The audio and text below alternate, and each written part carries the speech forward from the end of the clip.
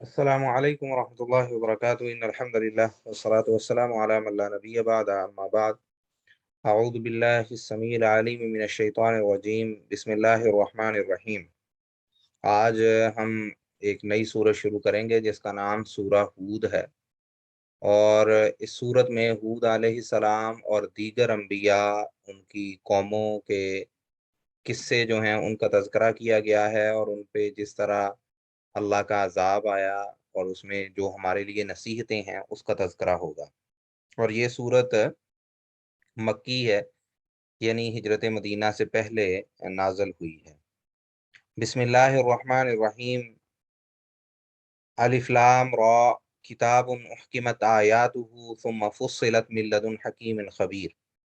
اللہ سبحانہ و تعالی ارشاد فرماتے ہیں کہ یہ ایک ایسی کتاب ہے قرآن پاک، احکمت آیات کہ جس کی آیات پختہ کی گئی ہیں، کہ جو اپنے معنی میں اور اپنے الفاظ کے اعتبار سے مضبوط اور پختہ ہیں، اس میں کوئی کمی کوتاہی یا خامی نہیں ہے۔ ثم فصلت، اور پھر ان میں صاف صاف بیان کر دی گئی ہیں چیزیں، من لدن حکیم خبیر، حکمت والے اور جاننے والے کی طرف سے، یعنی اللہ سبحانہ و تعالی جو کہ حکمت والا ہے اور باخبر ہے، اس کی طرف سے جو احکامات ہیں ان کو تفصیل سے بیان کیا گیا ہے۔ اللہ تعبدو، اور ان احکامات میں جو سب سے پہلا حکم ہے اور سب سے جو اہم حکم ہے وہ یہ ہے کہ اللہ تعبدو الا اللہ، کہ تم اللہ کے علاوہ کسی کی عبادت نہ کرو۔ اننی لکم منہ نذیر و بشیر، بلا شبہ میں تمہارے لیے اللہ کی طرف سے ڈرانے والا اور خوشخبری دینے والا ہوں، یعنی جو شخص اللہ کی نافرمانی کرے گا یا ایمان نہیں لائے گا تو اس کو اللہ کے عذاب سے ڈرانے والا ہوں، اور جو اللہ کی طرف آ جائے، ایمان لے آئے، اپنے اعمال کو بہتر کر لے، نیک عمل کرے، اس کے لیے جنت کی خوشخبری دینے والا ہوں۔ وَأَنِ اسْتَغْفِرُوا رَبَّكُمْ، اور تمہیں اس طرف بلانے والا ہوں کہ اپنے رب سے استغفار کرو، یعنی اپنے رب سے اپنے گناہوں کی بخشش طلب کرو، ثم توبوا الیہ، اور پھر اپنے رب کی طرف متوجہ ہو جاؤ، توبہ کر لو۔ اور جب تم یہ کام کرو گے کہ تم توبہ استغفار کرو گے تو اس کا نتیجہ، اس کا فائدہ تمہیں کیا ہوگا کہ یمتعکم متاعا حسنا، اللہ سبحانہ و تعالی تمہیں اچھی جو فائدہ ہے اس دنیا سے، وہ اچھا فائدہ، اچھا سامان دے گا، علاج علی مسمہ، ایک وقت مقررہ تک، یعنی تمہاری موت تک۔ تو دنیاوی زندگی کہ جس کی چیزیں اور جس کے جو ساری آسائش ہیں وہ ایک کافر کے لیے یا ایک بد عمل کے لیے تو ایک دھوکے کا سودا ہے،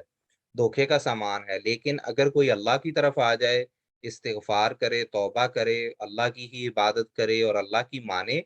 تو اس کے لیے اس دنیا میں بھی جو سامان ہے وہ بھی ایک اچھا اور فائدے کا سامان بن جائے گا، بجائے اس کے کہ وہ اس کے لیے ایک گھاٹے کا سودا ہو۔ تو اللہ سبحانہ و تعالیٰ تمہیں اچھا فائدہ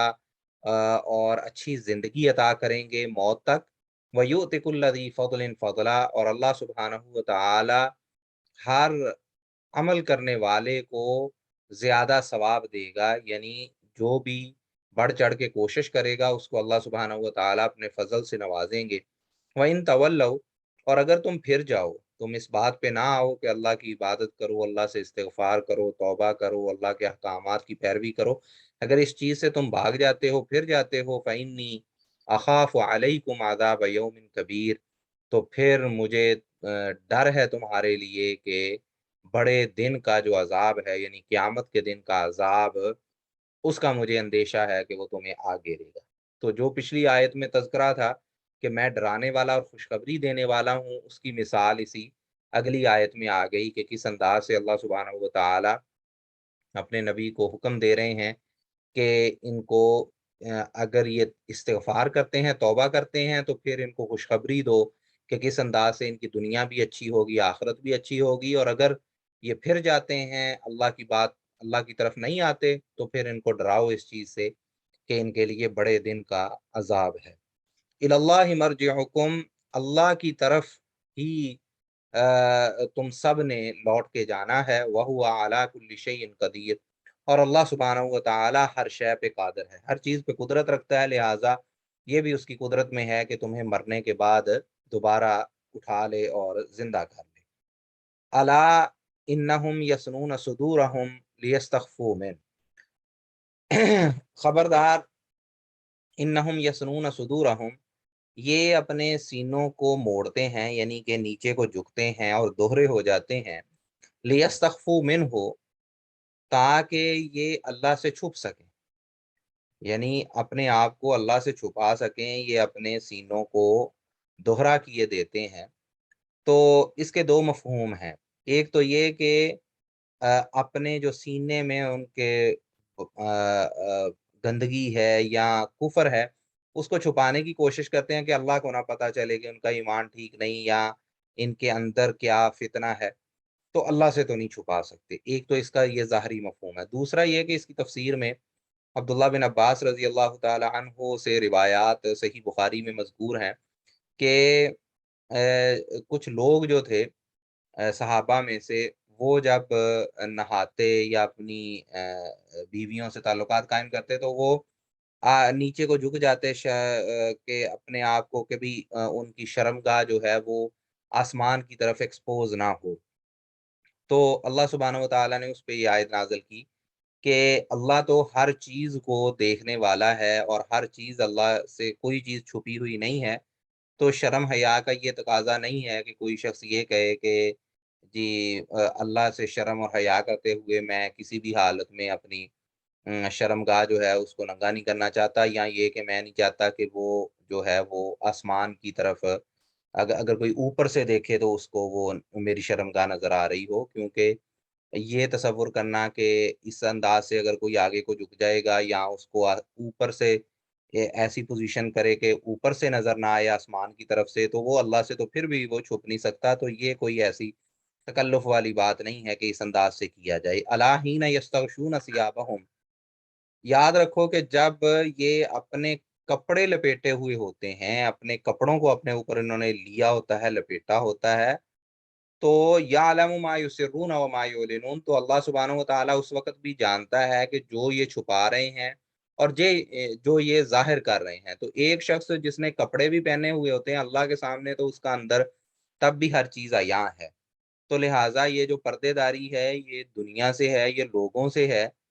یہ کوئی اللہ سے نہیں ہے۔ انہ علیم بذات الصدور، بلا شبہ اللہ سبحانہ و تعالی دلوں کی جو باتیں ہیں ان کو جاننے والا ہے۔ وما من دابۃ فی الارض الا علی اللہ رزقها، اور زمین میں کوئی بھی چلنے پھرنے والی جاندار چیز نہیں ہے، کوئی جانور، کوئی انسان یا کوئی پرندہ یا کوئی رینگنے والے کیڑے یا سانپ یا کوئی بھی چیز ایسی نہیں ہے مگر اللہ کے ذمے اس کا رزق ہے۔ تو جو بھی جاندار ہے، جو بھی جانور ہے، انسان ہے یا اور ہے، ان سب کا رزق اللہ کے ذمے ہے۔ وَيَعْلَمُ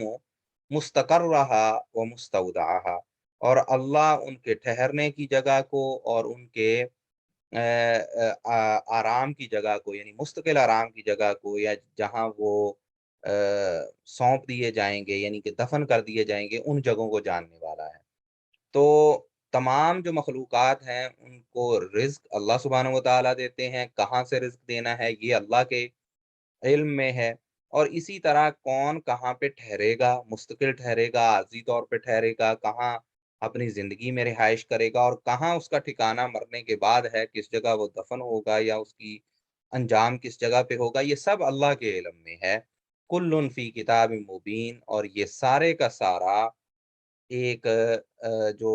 واضح کتاب ہے اس میں موجود ہے، کہ جو اللہ سبحانہ و تعالیٰ نے اس کو لکھ رکھا ہے۔ تو اس لیے جو انسان ہے اس کی توجہ اس چیز کی طرف نہیں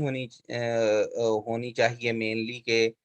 میرے رزق کا کیا بنے گا، میں ٹھہروں گا کہاں، میں دفن کہاں ہوں گا، بلکہ اس کی اصل توجہ اس طرف ہونی چاہیے کہ اللہ نے اس کو کس چیز کے لیے پیدا کیا ہے، اپنی عبادت کے لیے پیدا کیا ہے، تو وہ یہ دیکھے کہ وہ آگے کیا بھیج رہا ہے اپنے لیے نیک اعمال میں سے، اور آخرت کی تیاری کیا کر رہا ہے۔ وَهُوَ الَّذِي خَلَقَ السَّمَاوَاتِ وَالْأَرْضَ فِي سِتَّةِ أَيَّامٍ، اور اللہ وہ ذات ہے کہ جس نے آسمانوں کو اور زمین کو 6 دن میں پیدا کیا۔ وَكَانَ عَرْشُهُ عَلَى الْمَاءِ، اور اس کا جو عرش تھا وہ پانی پہ تھا، یعنی اب تو عرش सातों आसमानों से ऊपर है, तो जब 7 आसमान थे ही नहीं तो फिर अर्श कहाँ पे था? अर्श पानी के ऊपर था।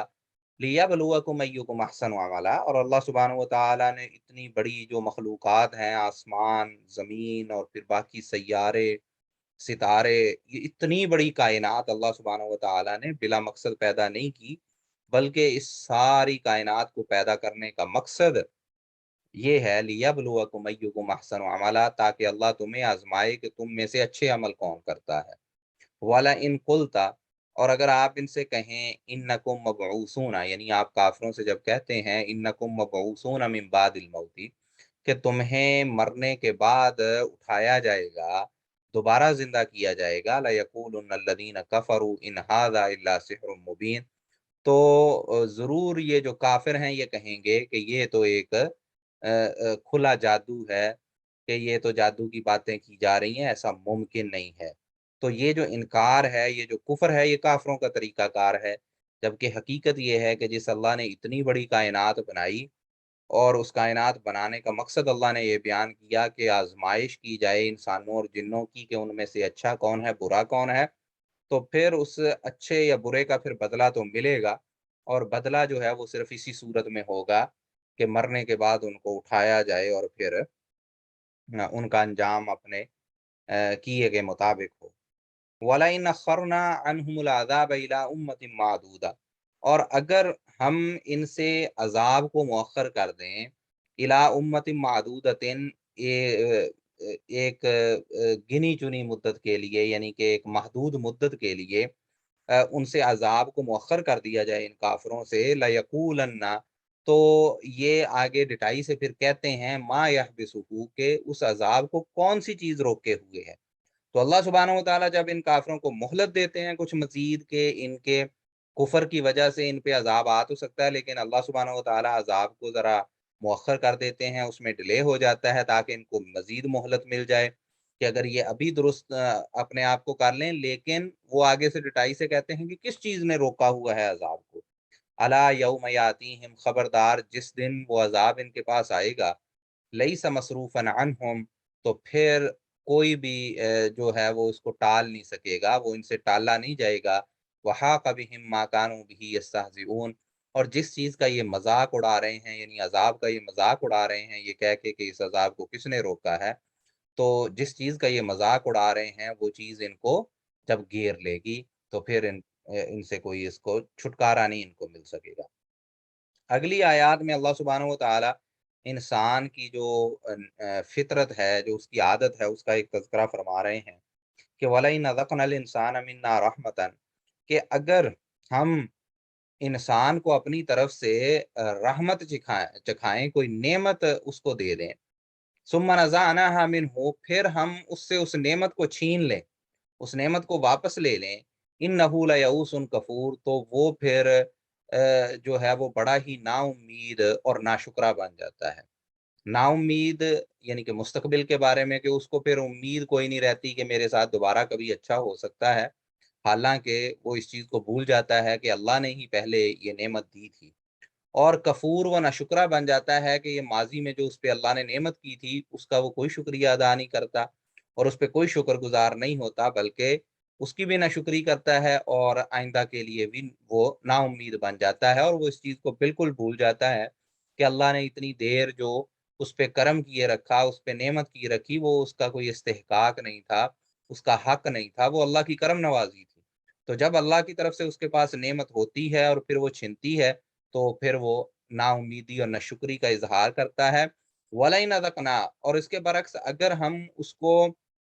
नेमत चखाएँ, नेमत अता कर दें, बाद दर्रा मस्सतहु, उस तकलीफ़ और तंगी के बाद जो उसको पहुँची, यानी वो तकलीफ़ और तंगी में था और उसके बाद अल्लाह सुब्हानहु व तआला नेमत दे दें, आसानी कर दें, लयक़ूलन्ना ज़हब सय्यातु अन्नी, तो फिर वो कहता है कि अब तो मेरी मुश्किलात दूर हो गई हैं, अब मेरा बुरा वक़्त चला गया है, तो वो फिर अल्लाह को भूल जाता है। इन्नहु लफ़रिहुन फ़ख़ूर, फिर वो इतराने लगता है और फ़ख़ूर, और वो शेखी मारता है और बड़ा तकब्बुर करता है और फ़ख्र करता है। तो ये जो 2 अल्लाह सुब्हानहु व तआला ने इन चीज़ों का तज़किरा किया, ये वो बुरी आदात हैं, बुरी ख़स्लतें हैं جن سے ایک مسلمان کو بچنا چاہیے، اور اس سے بچنا بہت ضروری ہے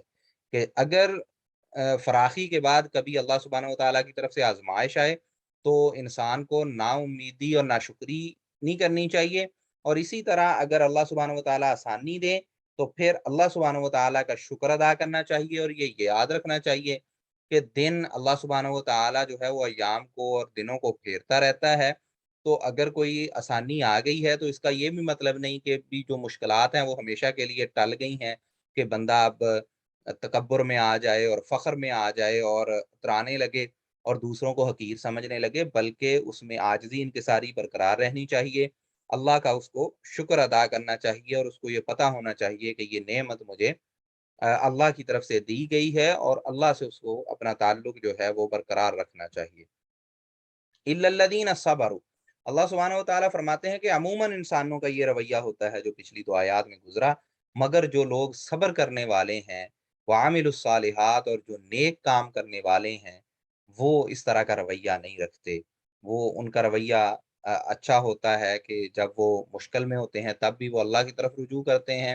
اللہ سے امید رکھتے ہیں، اللہ کے شکر گزار رہتے ہیں۔ جب اچھا وقت آتا ہے تو پھر بھی وہ عاجزی انکساری کا مظاہرہ کرتے ہیں، تکبر اور غرور نہیں کرتے۔ یہ جو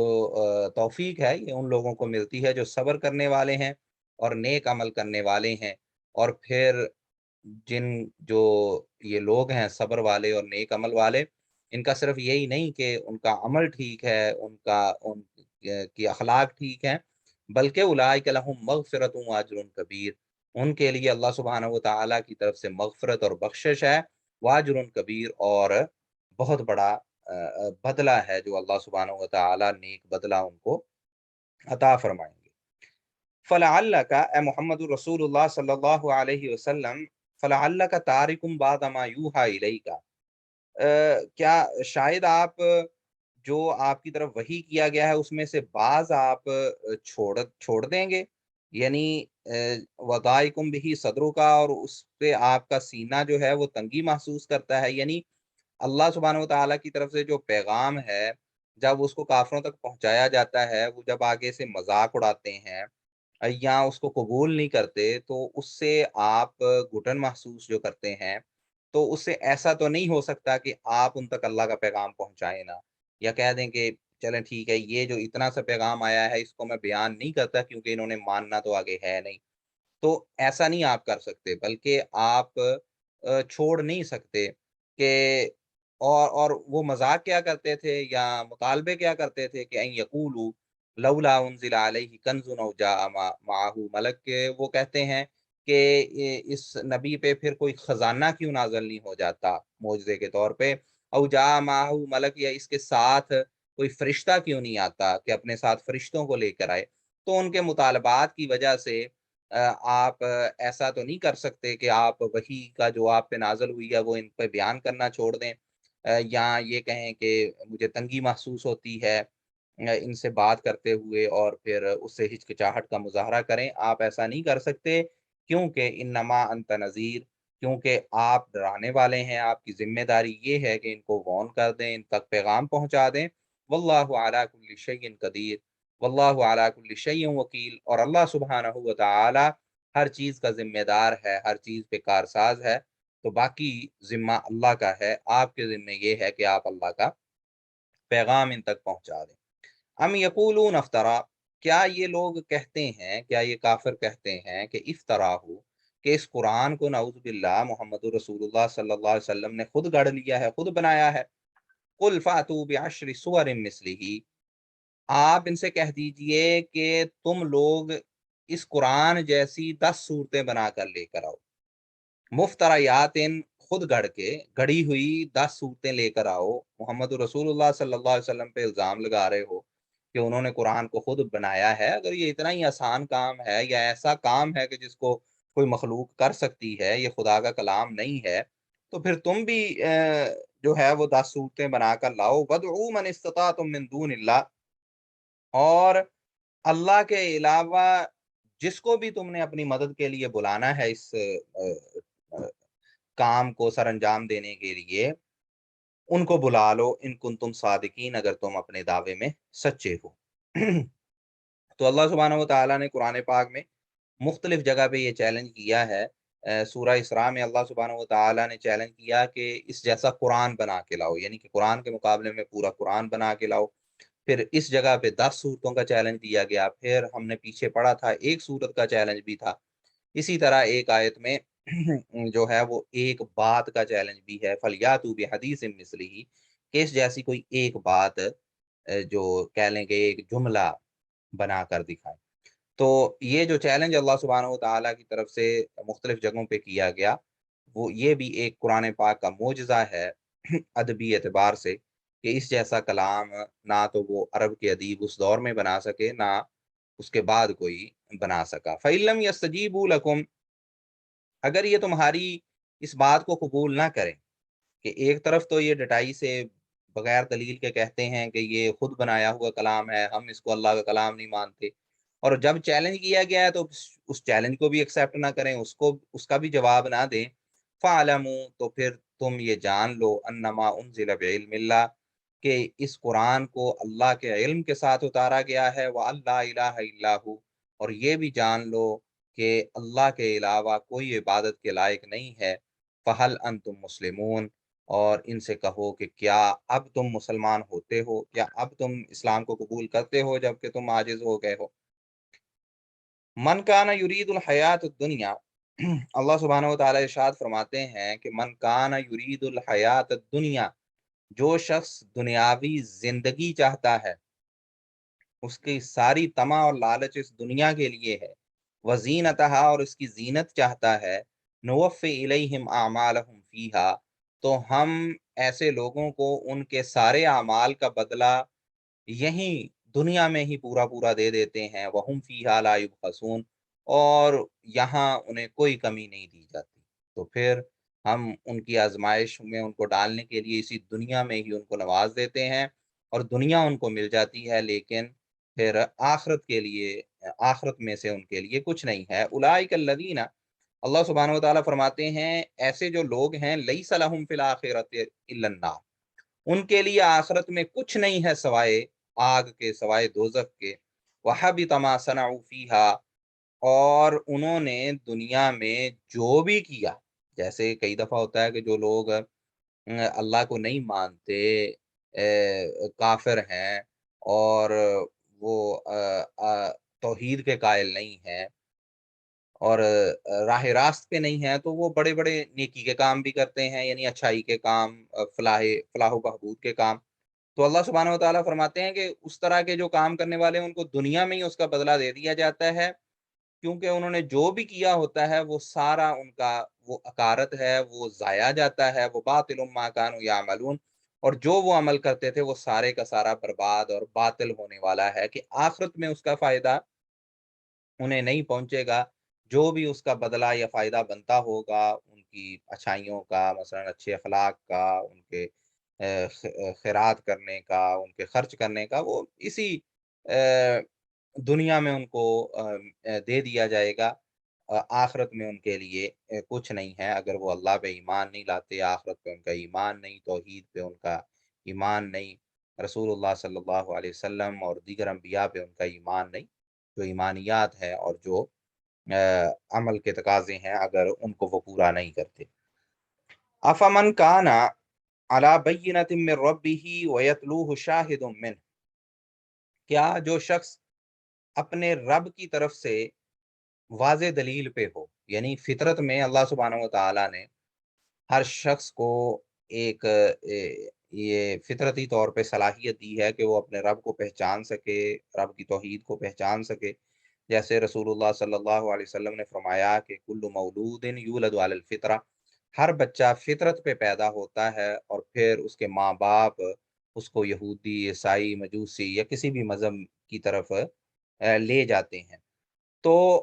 یہ جو فطرت ہے جس پہ اللہ سبحانہ و تعالیٰ نے یہ اپنے اس کے پاس اپنے رب کے ہونے پہ، رب کے اعلیٰ بینۃ من ربہ، اپنے رب کے ہونے کی اس کے پاس دلیل ہے، اس کے پاس ایک سوچ ہے، فکر ہے، وہ یتلوہ شاہد منہ، اور پھر اس کے پاس اس کے بعد ایک گواہ بھی آ جاتا ہے، یعنی کہ نبی آ جاتا ہے، اللہ کی طرف سے وحی آ جاتی ہے، پیغام اور رہنمائی اس کے پاس آ جاتی ہے۔ वमिन कबल ही किताब मूसा इमाम व रहमा, और उस नबी से पहले उसके पास मूसा अलैहिस्सलाम की जो किताब है वो भी एक रहनुमा और रहमत का पेश खैमा है, कि उसमें भी उनकी रहनुमाई इंसानों की गई है। तो ये जो अंबिया का पूरा सिलसिला है उसके ज़रिए मज़ीद एनफ़ोर्स किया जाता है इस चीज़ को, जो इंसान की फ़ितरत में है, अल्लाह की तौहीद और अल्लाह पे ईमान लाना। तो क्या एक तरफ ये शख्स है, और दूसरा कोई शख्स जो बिल्कुल ना अपनी फ़ितरत पे रहता है और ना ही इन गवाहियों से, इन दलाइल से फ़ायदा उठाता है जो अल्लाह सुब्हानहू व तआला ने वही की शक्ल और अंबिया के ज़रिए भेजे, तो ये दोनों आपस में बराबर कैसे हो सकते हैं? ये आपस में बराबर नहीं है। उलाइका युमिनून भी, जो लोग अल्लाह की तरफ से जो दलाइल हैं उनको पहचानते हैं और अल्लाह की वही पे ख़ौज़ करते हैं, ये लोग अल्लाह पे ईमान लाने वाले हैं। वमन यकफ़ुर बिही मिनल अहज़ाबि, और बाकी जो मुख्तलिफ़ फ़िरक़ों और मुख्तलिफ़ ग्रोहों में से जो कोई इसका कुफ़्र करेगा, इनकार करेगा, फ़न्नारु मौइदुहु, तो फिर आग उसका ठिकाना है। फ़ला तकु फ़ी मिर्यतिन मिन्हु, तो ऐ मोहम्मदुर रसूलुल्लाह सल्लल्लाहु अलैहि वसल्लम, आप इसमें बिल्कुल किसी किस्म का कोई शक ना करें। इन्नहुल हक़्क़ु मिर रब्बिका, बिलाशुबा ये आपके रब की तरफ से हक है। वलाकिन्न अक्सरन नासी ला युमिनून, लेकिन अक्सर लोग जो है वो ईमान नहीं लाते। अक़ूलु क़ौली हाज़ा अस्तग़फ़िरुल्लाह ली व लकुम व लिसाइरिल मुस्लिमीन। अस्सलामु अलैकुम व रहमतुल्लाहि व बरकातुहू।